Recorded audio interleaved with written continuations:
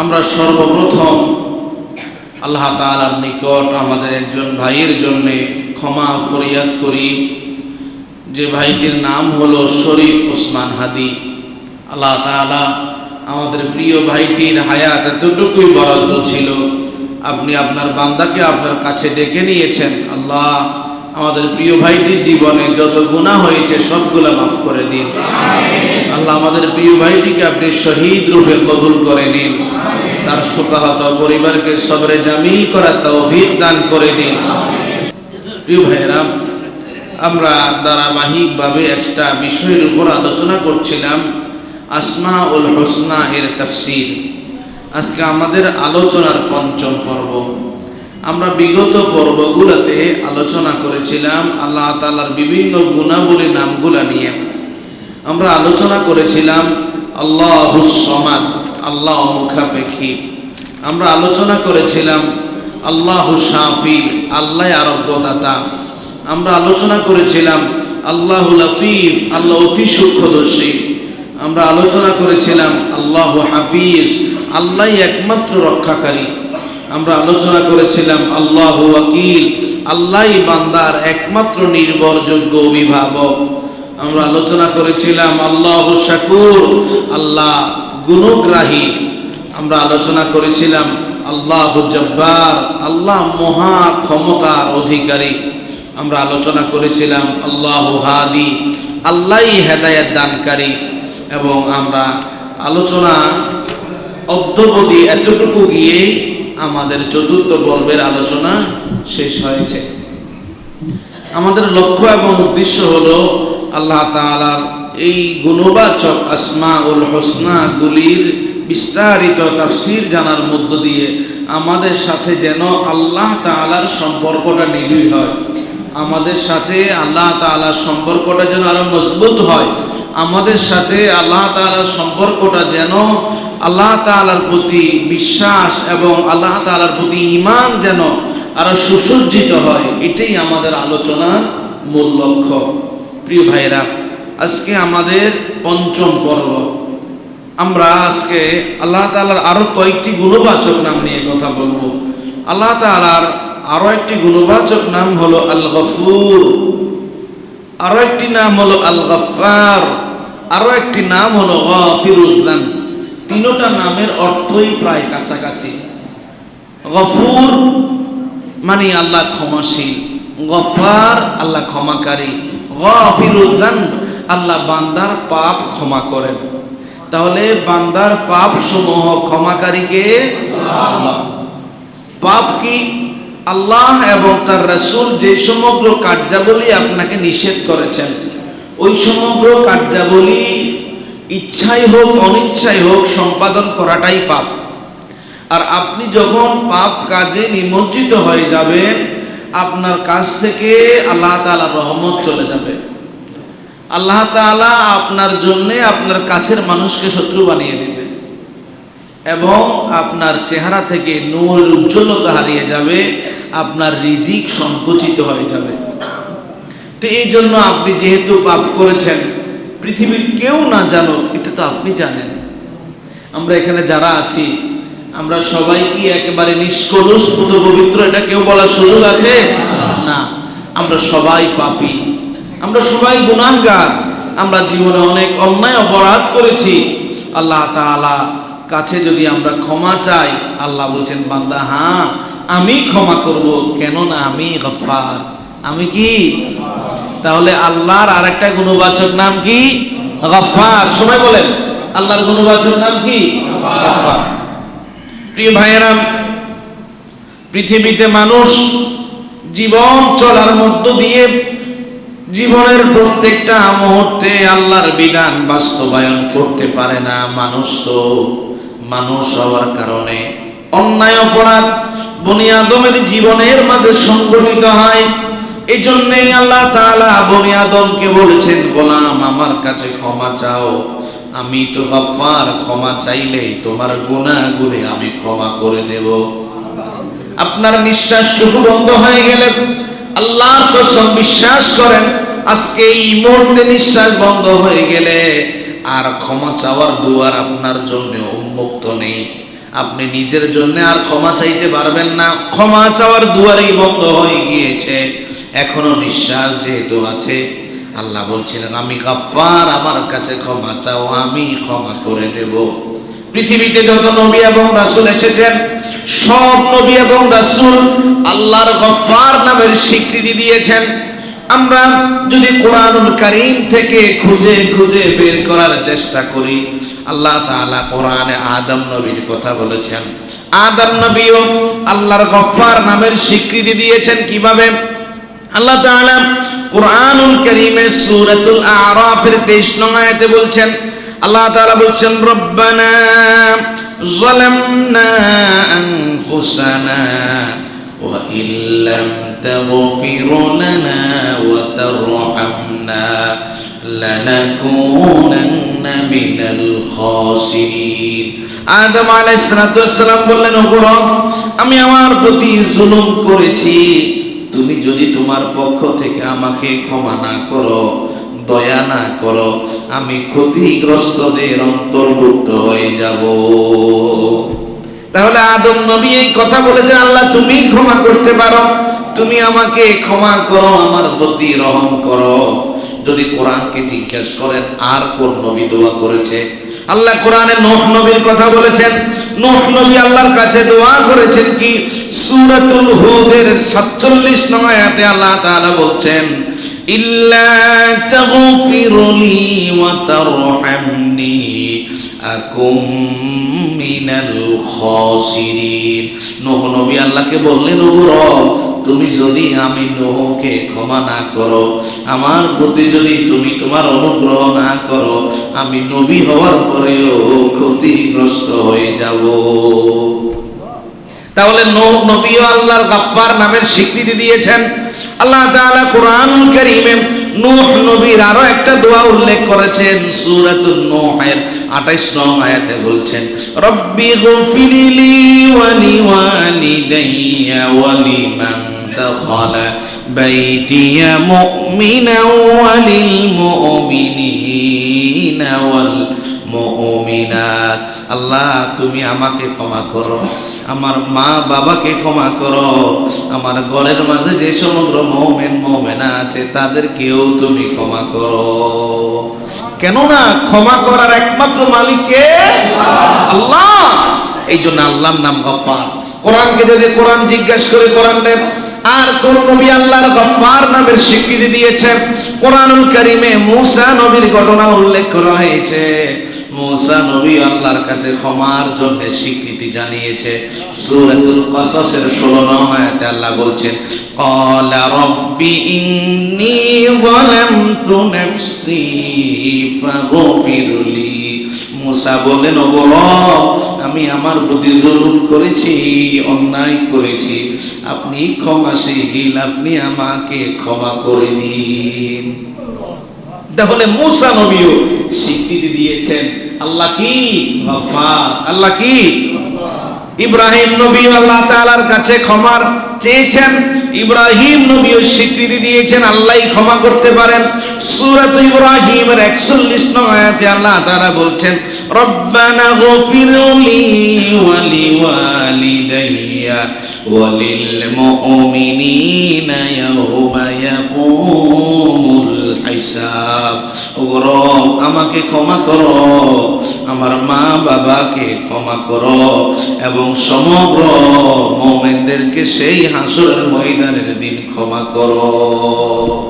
তাহলে ক্ষমা করতে পারেন তিনি কে? আল্লাহ তাআলা আপনার প্রতিনিয়ত গুনাহগুলি ক্ষমা করেন। ও প্রিয় মুমিন ভাই, আপনি রাত্রি বেলায় গুনাহ করেছেন, দিনের বেলায় আল্লাহ আপনার গুনাহগুলি ক্ষমা করেন। দিনের বেলায় গুনাহ করেছেন, আল্লাহ রাতের বেলায় আপনার গুনাহগুলি ক্ষমা করে। বিশ্বাস হয়? বিশ্বাস হয়?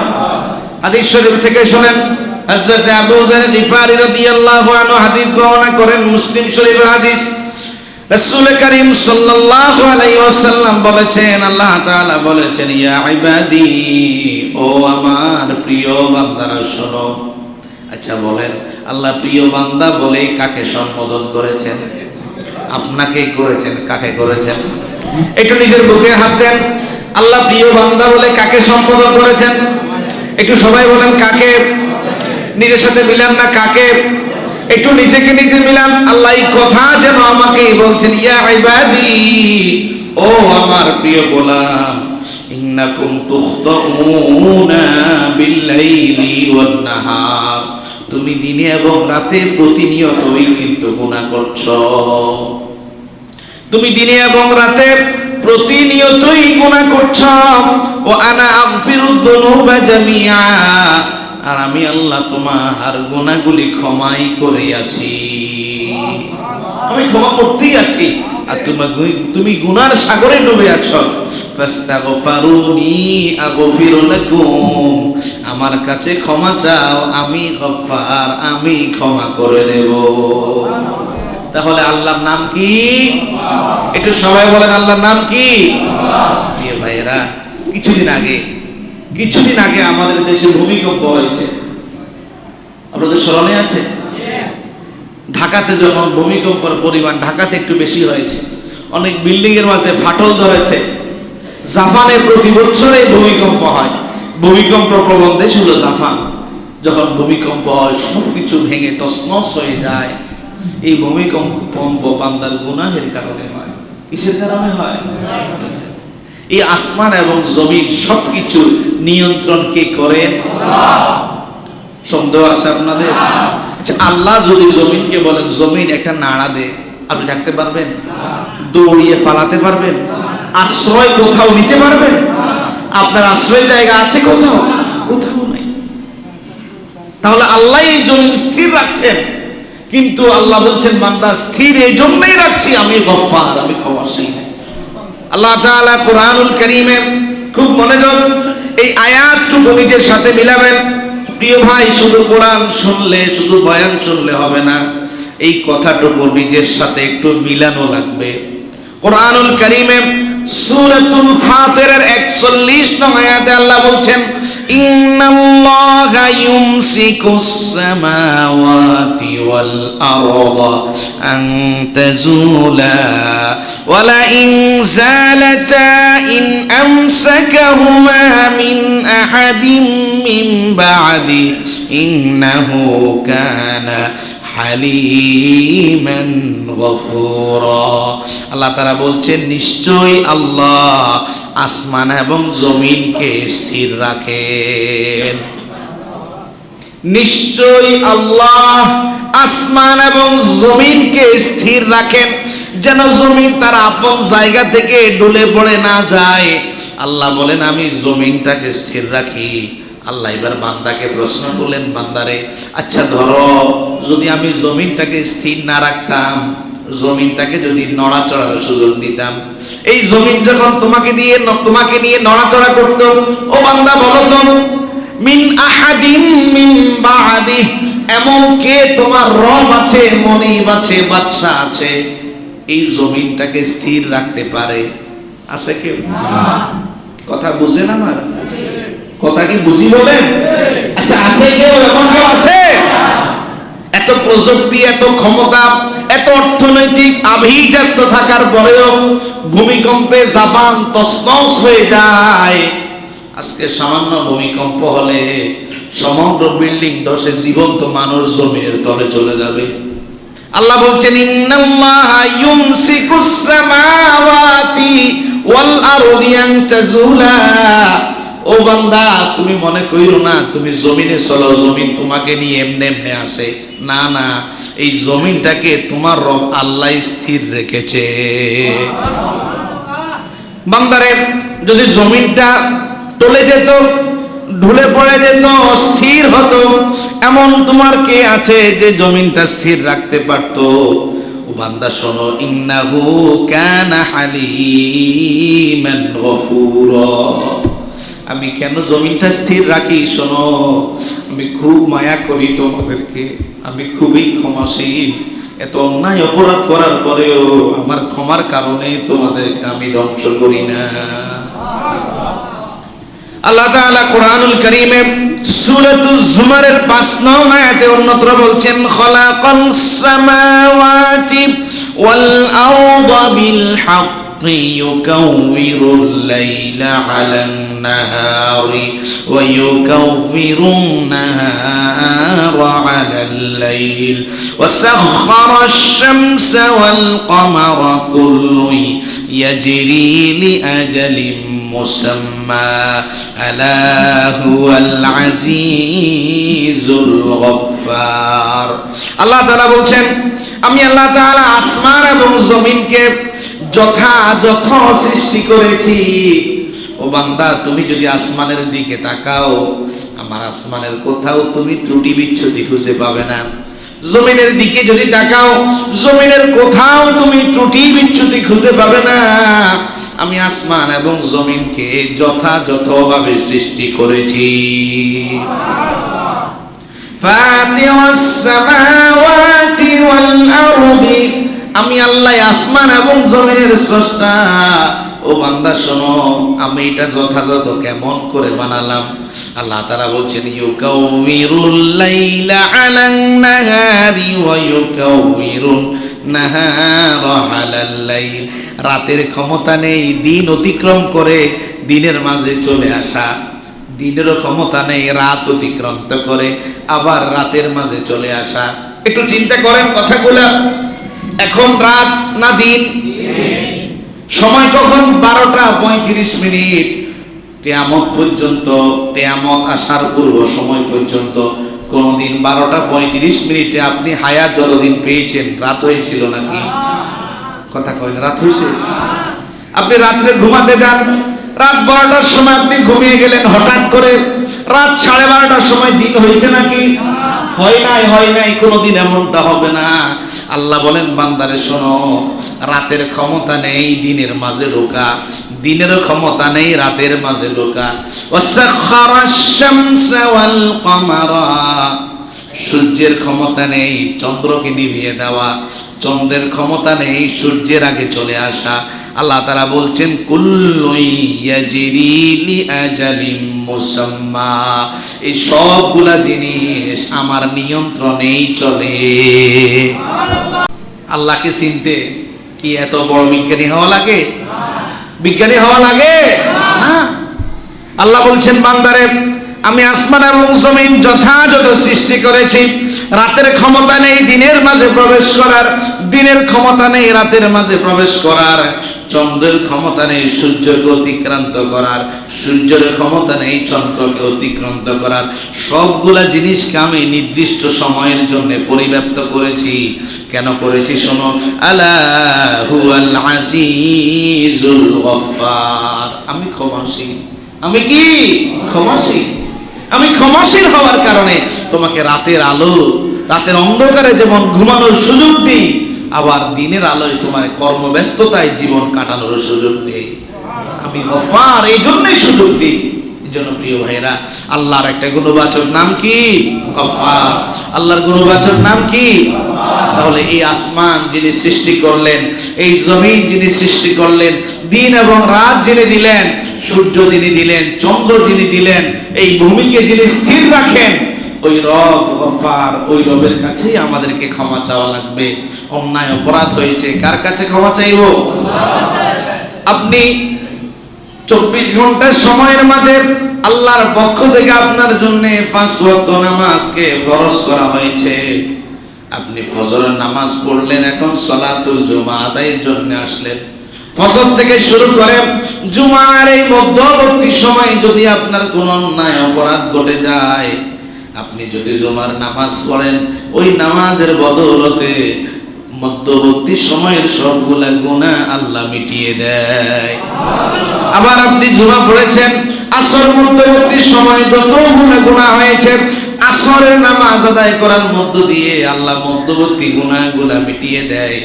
এজন্য আল্লাহ তাআলা বলছেন বান্দারে শোনো, আমি আল্লাহ তাআলা কি বলছি সূরাতুল হুদের 114 নং আয়াত, ওয়া আকিমিস সালাতা তারাফাইন নাহারি ওয়া যুলাফাম মিনাল লাইল ইন্নাল হাসানাতি ইউযহিবনাস সাইয়্যাত।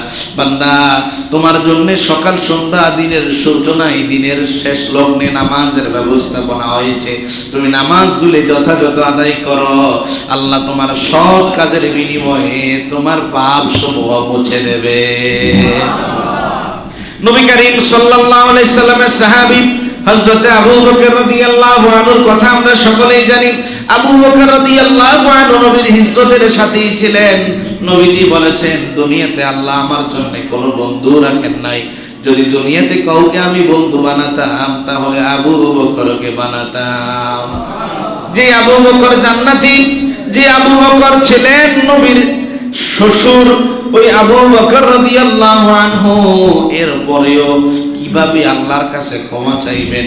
মুহাম্মাদুর রাসূলুল্লাহর কাছে সে নিজে দোয়া শিখতেন। ইয়া রাসূলুল্লাহ, আমাকে দোয়া শিক্ষা দিন, কোন দোয়াটা করলে আল্লাহ ক্ষমা করবেন?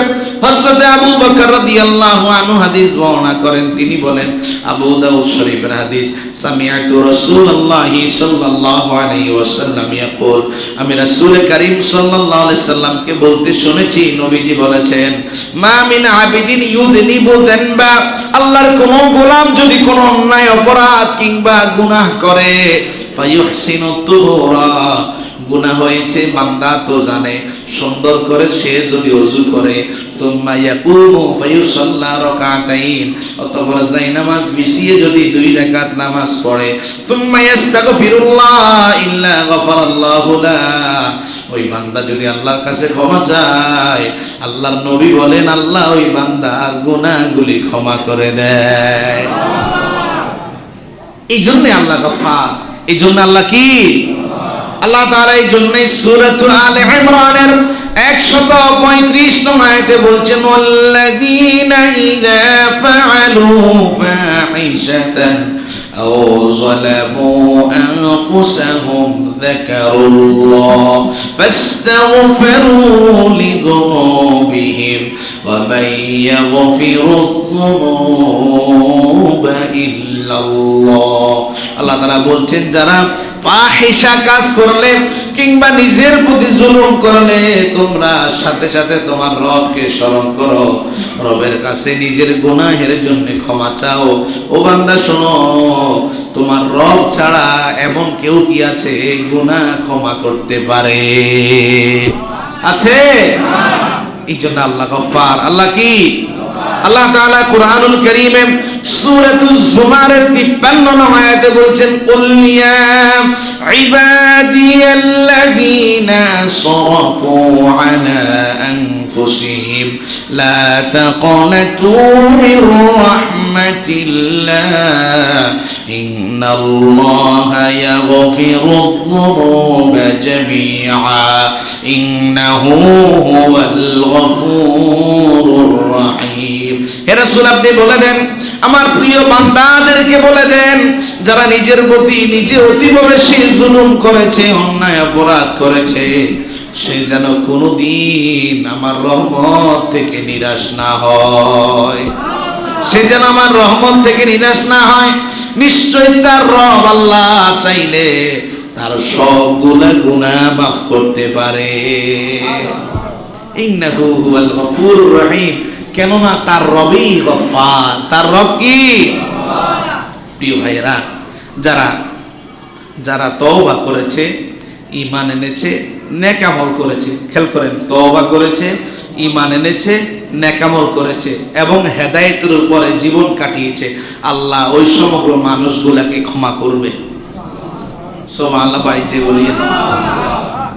আল্লাহ তাআলা কুরআনুল কারীমে সূরাতুত তাহা এর 82 নং আয়াতে বলছেন, ওয়া ইন্নী লাগফফারুল লিমান তাবা ওয়া আমানা ওয়া আমিলা সালিহান সুম্মা হাতাদা। আমি আল্লাহ তাআলা ওই সমগ্র মানুষগুলোকে অবশ্যই ক্ষমা করব। লাগফফার, শুধু ক্ষমা করব না, অবশ্যই ক্ষমা করব। কাদেরকে? যারা তওবা করেছে, ঈমান এনেছে, নেক আমল করেছে, অতঃপর হেদায়েতের উপরে অটল থেকেছে, তাদেরকে আমি অবশ্যই ক্ষমা করব। ইসলামিক একজন মনীষী ছিলেন ফুজাইল বিন আয়াজ ফুজাইল বিন আয়াজ নামে ইসলামিক একজন মনীষী আছেন। এই ফুজাইল ইবনে আয়াজ এক সময় কুখ্যাত ডাকাত ছিল। আল্লাহ তাআলা এই ফুজাইল বিন আয়াজকে হেদায়েত দিয়ে দিল। কিতাবের মাঝে উল্লেখ করা হয়েছে ফুজাইল ইবনে আয়াজ এমন তওবা করেছিল, তওবার আগের ঘটনা কি করে জীবনে ঘটেছিল। ফুজাইল যদি একজন ডাকাত ছিল, কিন্তু একটা নারীর প্রেমে সে পড়েছিল। সে প্রতিনিয়ত তার প্রেমিকাকে দেখতে যেত। একদিন তিনি তার প্রেয়সীকে দেখার জন্য প্রেয়সীর বাড়ির আঙ্গিনার দেওয়াল টপকিয়ে যখন ভিতরে যাবে, দূর থেকে কোরআনুল কারীমের আয়াতের তেলাওয়াত ফুজাইলের কানের মাঝে প্রবেশ করলো। ওই কোরআনুল কারীমের আয়াত এত বেশি তার হৃদয়ে প্রভাব ফেলে দিল, ওই নারীর প্রেম ছেড়ে দিয়ে ফুজাইল আল্লাহর ওলিতে পরিণত হলো। ওই আয়াতটা কি? সূরাতুল হাদীদের 16 নং আয়াত। আলাম ইয়ানিল লাযীনা আমানু আন তাখশা قلوبهم لذكر الله وما نزل من الحق ولا يكونوا كالذين أوتوا الكتاب من قبل فطال عليهم الأمد فسقت قلوبهم وكثير منهم فاسقون। আল্লাহ তাআলা বলছেন, ও বান্দা এখনো বুঝি তোমার সময় হয় নাই, এখনো বুঝি তোমার সময় হয় নাই। সত্য সকারে কিতাব তো নাজিল হয়ে গিয়েছে। এই কিতাব নাজিল হওয়ার পরে তোমার রবের প্রতি ঈমান আনার, তোমার রবকে ভয় করার, তোমার রবকে স্মরণ করার বুঝি এখনো সময় হয় নাই। তুমি ওই সমগ্র মানুষগুলোর মতো হয়ে যেও না যাদেরকে কিতাব দেওয়া হয়েছিল, দীর্ঘ হায়াত দেওয়া হয়েছিল। কিতাব পাওয়ার পরে, দীর্ঘ হায়াত পাওয়ার পরে তাদের দিলগুলো পাথর হয়ে গিয়েছে, যাদের মাঝে অধিকাংশ মানুষ পাপী এবং পাপিষ্ঠ জীবন যাপন করেছে।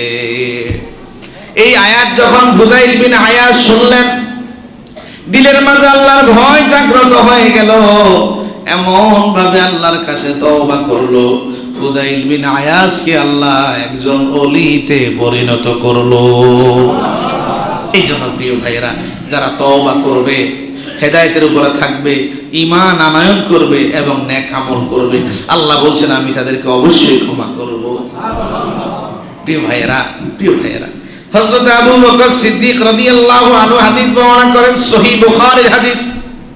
তিনি বলেছেন, আন্নাহু ক্বালা লিরাসূলিল্লাহি সাল্লাল্লাহু আলাইহি ওয়াসাল্লাম, আমি আবু বকর একদিন নবীজিকে বললাম, ইয়া রাসূলুল্লাহ আল্লিমনি দুআআন উদউ বিহি ফি সালাতি। নবীজি আমাকে একটা দোয়া শিখিয়ে দিন, যে দোয়াটা আমি নামাজের মাঝে করতে পারি। খেয়াল করেন, হযরত আবু বকর বলছেন, আমি নিজেই নবীজিকে বললাম, ইয়া রাসূলুল্লাহ একটা দোয়া শিখিয়ে দিন, যে দোয়াটুকু আমি নামাজের মাঝে করতে পারি। নবীজি দোয়া শিখালেন। এই দোয়াটা আমরা সবাই জানি, নামাজের মাঝে পড়ি, কিন্তু এই দোয়াটার মর্মর্থ আমরা জানি না। দোয়াটা কি?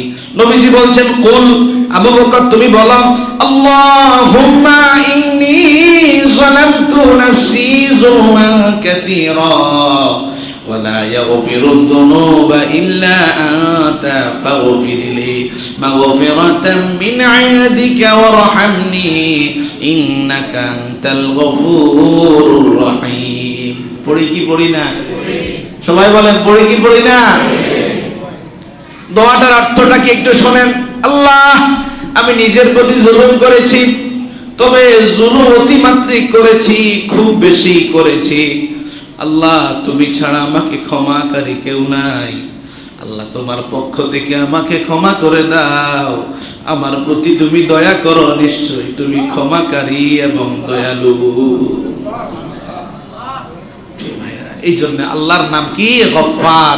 সবাই বলেন, আল্লাহর নাম কি? আল্লাহ তাআলার আরেকটা গুণবাচক নাম হলো ফাত্তাহ। আল্লাহ কল্যাণ এবং অনুগ্রহের দ্বার উন্মুক্তকারী। আল্লাহ কল্যাণ এবং অনুগ্রহের দ্বার উন্মুক্তকারী। আল্লাহ যখন কোন বান্দার হৃদয়ের দুয়ার খুলে দেয়, ওই বান্দার দিলের মাঝে আল্লাহ হেদায়েত দিয়ে দেয়। আল্লাহ যখন কোন বান্দার জন্য আসমানের দুয়ার খুলে দেয়, আল্লাহ বান্দার জন্য আসমান থেকে রহমত নাজিল করে দেয়। আল্লাহ যখন কোন বাহিনীর দুয়ার খুলে দেয়, ওই বাহিনীকে শত্রুর উপরে বিজয়ী করে দেয়। এই জন্য আল্লাহর নাম হলো ফাত্তাহ। সবাই বলেন আল্লাহর নাম কি? ফাত্তাহ। ফাত্তাহ শব্দের অর্থ হলো কল্যাণ এবং অনুগ্রহের দুয়ার উন্মোচনকারী। প্রিয় ভাইয়েরা, একজন মানুষের জীবনে ঈমানের চাইতে বড় কোনো কল্যাণ নেই। ঈমানের চাইতে বড় কোনো কল্যাণ নেই। এই জন্য আল্লাহ তাআলা কোরআনুল কারীমের মাঝে বলছেন, ওয়ালা তাকিহুল মুশরিকাতি হাত্তা ইউমিন্না ওয়ালা আমাতুম মুমিনাতুন খায়রুম মিন মুশরিকাতিন ওয়ালাউ আ'জাবাতকুম। ও বান্দা, কোন মুশরিকা নারী, তার সৌন্দর্য আছে ভালো কথা, ধন দৌলত আছে ভালো কথা, ক্ষমতা আছে ভালো কথা, যতই সৌন্দর্যের মালিক হোক সে মুশরিক, তাকে বিবাহ না করে তুমি একজন মুমিনা, একজন গরিব অসহায় নারীকে বিয়ে করো, এটাতে আল্লাহই খুশি হয়। কেননা তার কাছে ঈমান আছে, ওর কাছে দৌলত থাকলেও ঈমান নেই। এই জন্য ঈমান একজন মানুষের জীবনের অমূল্য সম্পদ। আল্লাহ যখন কোন বান্দার হৃদয়ের দুয়ারকে খুলে দেয়, আল্লাহ ওই বান্দার দিলের মাঝে ঈমান দিয়ে দেয়। এখানে যারা আছেন সবার দিলে ঈমান আছে না নাই? ঈমান আছে তো? ঈশ্বরের বাইরে ঈমান আছে? প্রত্যেকের দিলে যেহেতু ঈমান আছে, আল্লাহ আপনার দিলের দুয়ার খুলে দিয়েছে। আল্লাহ তাআলা কোরআনুল কারীমে নবীর সাহাবীদের ব্যাপারে বলছেন, সূরাতুল হুজুরাতের 7 নম্বর আয়াতে আল্লাহ বলেন, ওয়ালা কিন্নাল্লাহা হাব্বাবা ইলাইকুমুল ঈমানা ওয়া যায়্যানাহু ফী কুলুবিহিম ওয়া কাররাহা ইলাইকুমুল কুফরা ওয়াল ফুসুকা ওয়াল ইসয়ান উলাইকা হুমুর রাশিদুন। আল্লাহ তাআলা বলছেন, নবীর সাহাবীদের দিলের মাঝে আমি আল্লাহ ঈমানকে প্রিয় করে দিয়েছি। নবীর সাহাবীদের দিলের মাঝে আল্লাহ ঈমানকে প্রিয় করেছেন। আপনি জন্মগতভাবে বংশীয়গতভাবে ঈমান পেয়েছেন, কিন্তু নবীর সাহাবীরা মা বাবা জীবিত থাকার পরে মা বাবার সামনে মুহাম্মাদুর রাসূলুল্লাহকে নবী হিসাবে স্বীকৃতি দিয়েছে। এটা চারটিখানি কথা না। সম্পদ থেকে মাহরুম হয়েছে, পৈতৃক সম্পদ থেকে মাহরুম হয়েছে, মা বাবার আদর ভালোবাসা থেকে বঞ্চিত হয়েছে। আল্লাহ বলছেন এমনি এমনি হয় নাই, আমি আল্লাহ তাদের দিলের মাঝে ঈমানকে প্রিয় করে দিয়েছি। ওয়াযায়্যানাহু ফী কুলুবিহিম, শুধু ঈমানকে প্রিয় করে দেই নাই, তাদের দিলের মাঝে ঈমানকে আমি সুসজ্জিত করে দিয়েছি এবং তাদের দিল থেকে আমার অবাধ্যতা, পাপাচার এবং কুফরিকে আমি অপছন্দ করে দিয়েছি। তাদের দিলের মাঝে কখনো আমি পাপাচারকে প্রিয় করে দেই নাই। আল্লাহ তাআলা বলছেন, উলাইকা হুমুর রাশিদুন, তারাই সুপথ প্রাপ্ত হয়েছে। তাহলে আল্লাহ যখন কোন বান্দার দিলের মাঝে দিলকে খুলে দেন, ওই বান্দার দিলের মাঝে কি দেন? ঈমান দিয়ে দেন।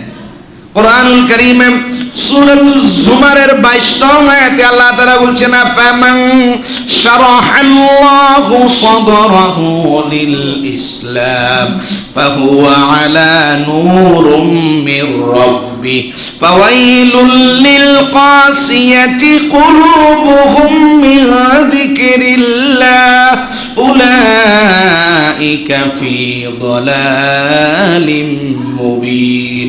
আল্লাহ তাআলা বলছেন আমি আল্লাহ যার হৃদয়ের দুয়ারকে ইসলামের জন্য উন্মুক্ত করেছি, ওই মানুষটা তার রবের পক্ষ থেকে নূর পেয়ে গিয়েছে। আপনারা এখানে যারা আছেন সবাই আল্লাহর পক্ষ থেকে নূর পেয়েছেন, আলহামদুলিল্লাহ বলবেন না? আল্লাহ তাআলা বলছেন আমি যার হৃদয়কে ইসলামের জন্য উন্মুক্ত করে দিয়েছি, তার হৃদয়ের মাঝে আমার পক্ষ থেকে নূর দিয়েছি। ওই মানুষটা কি অন্য সকল মানুষের সমান হতে পারে। যে সমগ্র মানুষগুলোর দিল আল্লাহর স্মরণ থেকে শক্ত হয়ে গিয়েছে, আল্লাহকে ডাকে না, যারা আল্লাহকে ডাকে না তারা ক্ষতিগ্রস্ত, নিশ্চয়ই তারা পথভ্রষ্টতার মাঝে আছে। আল্লাহ তাআলা কোরআনুল কারীমে সূরাতুল আনআমের 125 নং আয়াতে বলছেন, ফামান ইউরিদিল্লাহু আন ইয়াহদিয়াহু ইয়াশরাহ সাদরাহু লিল ইসলাম ওয়া মান ইয়ারিদ আন ইউদিল্লাহু ইয়াজআল সাদরাহু দায়ীকান হারাজা কাআন্নামা ইয়াসদাউ ফিস সামা। আল্লাহ তাআলা বলছেন, আমি আল্লাহ যার জন্য হেদায়েত চাই তার দিলটাকে আমি ইসলামের জন্য খুলে দেই। তাহলে হৃদয়ের বন্ধ দুয়ার উন্মুক্ত করেন কে?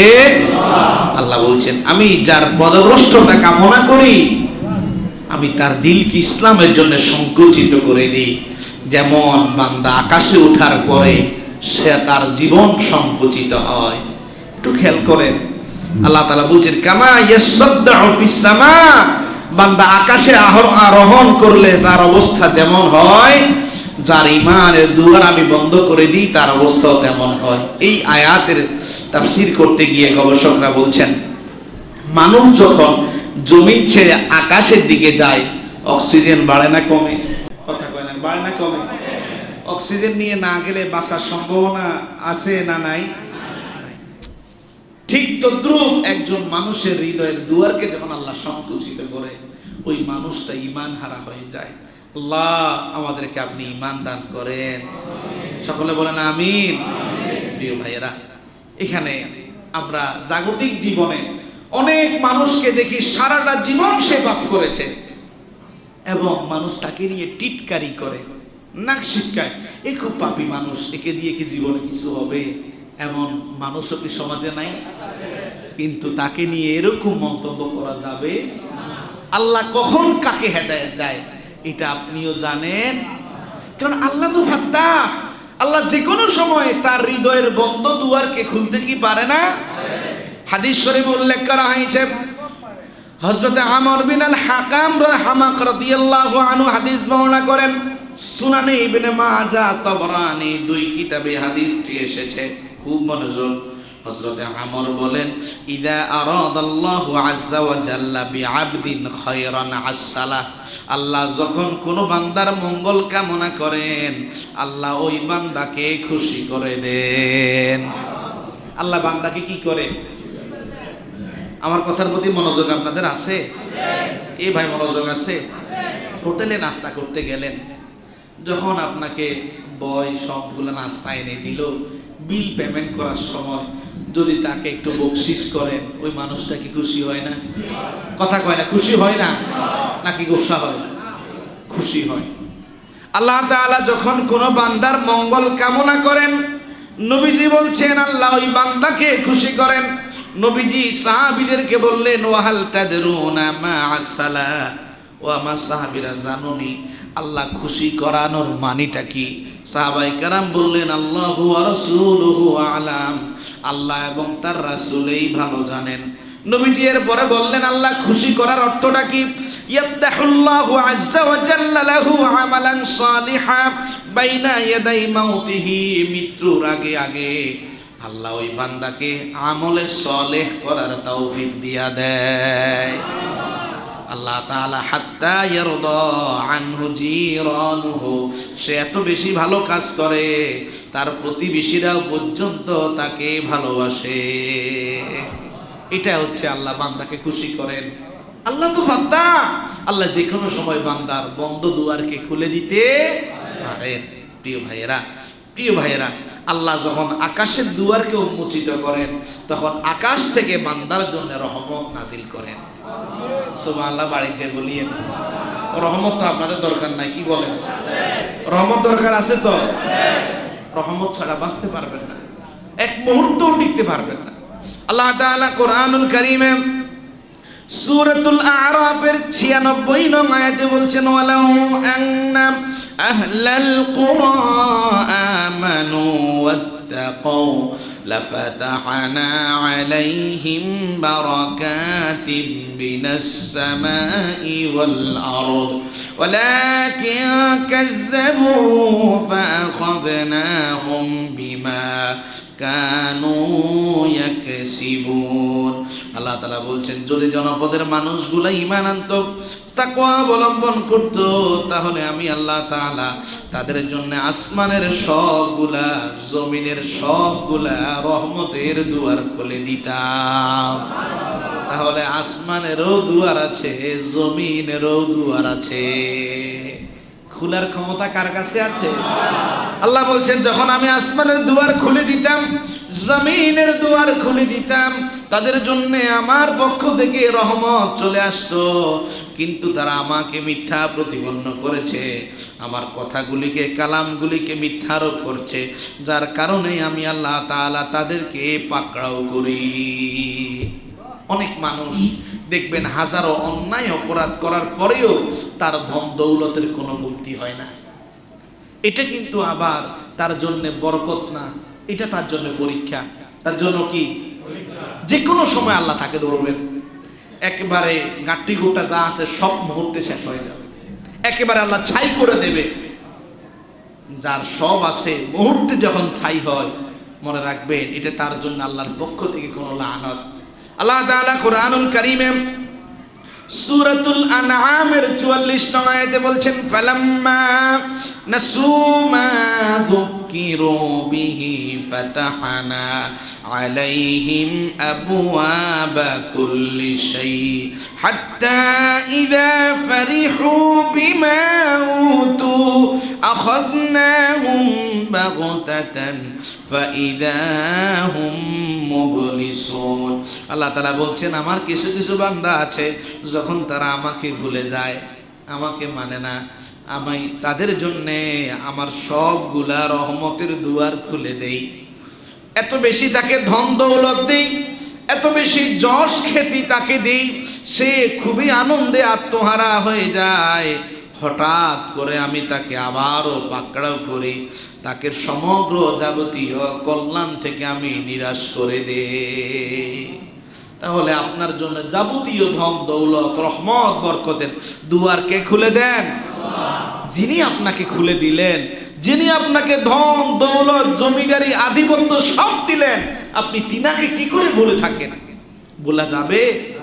বলেন, ভোলা যাবে? এই জন্য আল্লাহ তাআলা কুরআনুল কারীমে সূরাতুল হাশরের 19 নং আয়াতে বলছেন, ওয়ালা তাকুনু কাল্লাযীনা নাসুল্লাহা ফাআনসাহুম আনফুসাহুম উলাইকা হুমুল ফাসিকুন। বান্দারে, ওই সমগ্র মানুষগুলোর মতো হয়ে যেও না যারা তাদের রব আল্লাহকে ভুলে গিয়েছে, তারা আত্মভোলা হয়ে গিয়েছে, তারা পাপের মাঝে আছে। তোমরা ওই সমগ্র মানুষগুলার মতো হয়ে যেও না। তাহলে কি বুঝলেন? আসমান এবং জমিনের দুয়ার উন্মুক্ত হওয়ার অর্থ কি? আসমান এবং জমিন থেকে রহমত নাজিল হয়। কি নাজিল হয়? আমরা সকলে কোরআনুল কারীমের একটা বিশেষ সূরা, সূরাতুল কদর, লাইলাতুল কদরের রজনীতে বয়ান হয়, আমরা শুনি। আল্লাহ তাআলা আসমান থেকে লাইলাতুল কদরের রজনীতে ফেরেশতা পাঠায়। আসমানের দুয়ার খুলে যখন ফেরেশতা নাজিল হয়, আসমান থেকে আল্লাহর রহমত জমিনে চলে আসে। আল্লাহ তাআলা সূরাতুল কদরের 3 থেকে 4 নং আয়াতে বলছেন, লাইলাতুল কদরি খায়রুম মিন আলফি শাহর তানাজ্জালুল মালাইকাতু ওয়ার রূহু ফিহা বিইذনি রাব্বিহিম মিন কুল্লি আমর। আল্লাহ তাআলা বলছেন, এটা এমন একটা রজনী, যে রজনীতে জিবরাইলের নির্দেশনায় আল্লাহর পক্ষ থেকে একটা ফেরেশতার দল জমিনে অবতরণ করে। এত দামি, এত বরকতময় রজনী হয়ে যায়, এক রজনী আল্লাহর কাছে 1000 রজনীতে পরিণত হয়। এটা বরকতের কারণে। কিসের কারণে? যুদ্ধের ময়দানে মুসলমানরা বদরের যুদ্ধে অংশগ্রহণ করবে। রাত্রিবেলায় নবীজি আল্লাহর কাছে ফরিয়াদ করছেন, আল্লাহ, আপনার রহম ছাড়া যুদ্ধের ময়দানে বিজয়ী হওয়া অসম্ভব। আল্লাহ তাআলা আসমান থেকে ফেরেশতা নাজিল করে মুসলমানদের প্রতি রহম করেছে। আল্লাহ তাআলা কোরআনুল কারীমের সূরাতুল আনফালের 9 নং আয়াতে বলছেন, ইস তাস্তাগীসুনা রাব্বাকুম ফাস্তাজাবা লাকুম আন্নী মুমিদ্দুকুম বিআলফিন মিনাল মালাইকাতি মুরদিফিন। আল্লাহ তাআলা বলছেন, হে রাসূল স্মরণ করেন ওই সময়ের কথা যখন আপনারা আপনাদের রবের কাছে আশ্রয় চেয়েছিলেন, রবকে ডেকেছিলেন, রব আপনাদের ডাকে সাড়া দিয়েছিল এবং আপনাদের জন্যে রব 1000 ফেরেশতাকে ধাপে ধাপে সাহায্য হিসেবে পাঠিয়েছে। তাহলে আসমান থেকে যখন ফেরেশতা নাজিল হয়, আসমানের দুয়ার উন্মুক্ত করে যখন ফেরেশতা আসে, তখন কি নাজিল হয়? রহমত নাজিল হয়। আল্লাহ ফাত্তাহ, আল্লাহ হচ্ছেন কল্যাণের দুয়ার উন্মুক্তকারী। আল্লাহ কি? কল্যাণের দুয়ার উন্মুক্তকারী। প্রিয় ভাইয়েরা, আল্লাহ তাআলা কোরআনুল কারীমে এই ফাত্তাহ শব্দ দিয়ে সরাসরি আয়াত নাজিল করেছেন। ইন্না ফাতাহনা লাকা ফাতহাম মুবিনা। হে রাসূল, আমি আপনাকে হুদাইবিয়ার সন্ধি করার মধ্য দিয়ে একটা সুস্পষ্ট বিজয় দান করেছি। এটা বিজয়ের মাস। কিসের মাস? এই জন্য বিজয় দিতে পারেন কে? আল্লাহ বলছেন, আমি বিজয় দিয়েছি, আমি অক্ষমতার দুয়ার বন্ধ করে দিয়ে স্বাধীনতার দুয়ার উন্মোচিত করেছি। এই জন্য সদা সর্বদা কাকে ডাকা লাগবে? আমাদের সময় স্বল্পতা। ফাত্তাহ শব্দের তাফসীর এখনো পুরোপুরি শেষ হয় নাই। ফাত্তাহ শব্দের তাফসীর এখনো পুরোপুরি কি হয় নাই? আরো 1 ঘন্টা কথা বলা লাগবে আমাদের, যেহেতু সময় স্বল্পতা, আমাদের সীমাবদ্ধতা। ইনশাআল্লাহ আমরা ধারাবাহিকভাবে আমাদের প্রতি জুমায় আমরা এই বিষয়গুলি রাখবো ইনশাআল্লাহ। যিনি বলেছেন, যিনারা শুনেছেন, যতটুকু আলোচনা হয়েছে, আল্লাহ তাআলা আমাদের সকলকে আমল করার তৌফিক